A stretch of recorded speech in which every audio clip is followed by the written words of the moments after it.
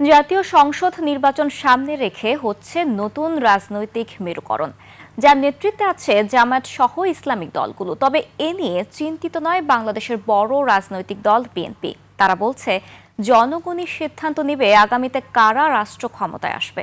শফিকুল ইসলামের রিপোর্ট।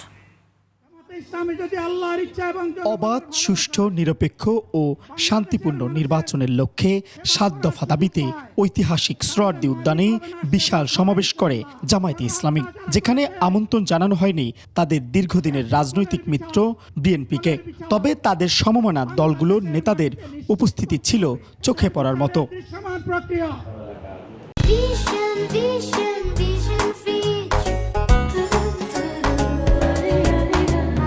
এমন বাস্তবতায় অনেকটাই স্পষ্ট বিএনপিকে বাইরে রেখেই ইসলামিক দলগুলো নতুন রাজনৈতিক মেরুকরণের চেষ্টা করছে।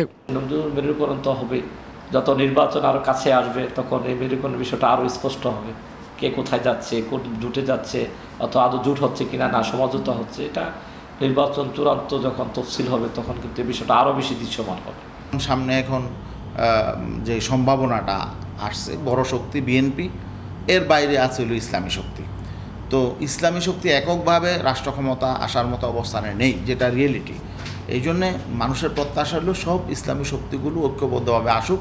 গণঅভ্যুত্থান পরবর্তী সময়ে সংস্কার প্রশ্নে মত পার্থক্যের কারণে রাজনৈতিক দলগুলোর মধ্যে বিরোধ বাড়ছে বলে মত এনসিপির। যারা রাষ্ট্রের মৌলিক সংস্কার করে রাষ্ট্রের নাগরিকের মর্যাদা এবং ন্যায় বিচার প্রতিষ্ঠা এবং সাংবিধানিক প্রতিষ্ঠানগুলো শক্তিশালীকরণ করতে চায়, সেটার একটা পক্ষ, এবং একই সাথে যারা পুরনো ব্যবস্থা রেখে শুধুমাত্র মানুষের পরিবর্তন অর্থাৎ চেয়ারপারসনের পরিবর্তনের জায়গায় চেয়ারের ঠিক রেখে অর্থাৎ শুধু চেয়ারপারসন পরিবর্তন করতে, সেক্ষেত্রে এই ধরনের একটা মেরুকরণ হলেও হতে পারে।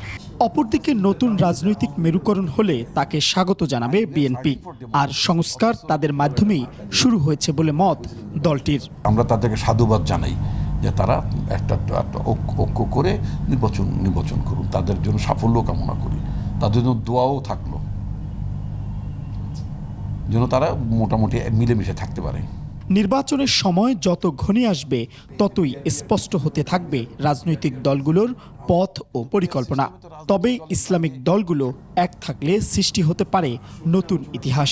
পার্লামেন্টে আপনার বিরোধী দল থাকতে হবে।